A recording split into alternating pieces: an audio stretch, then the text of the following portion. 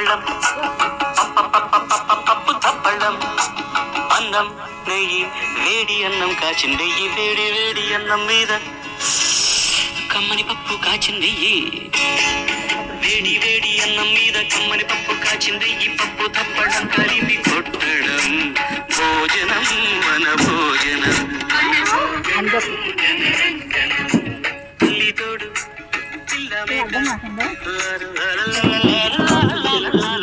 తల్లితోడు పిల్ల మేక ఆలు మగలు అత్త కోడలు బాసు అంటూ ఒకటి రెండు కలవడం భోజనం మన భోజనం.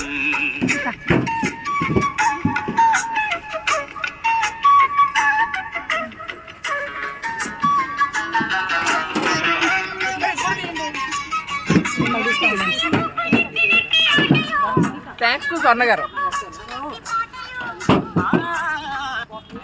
హ్యాపీ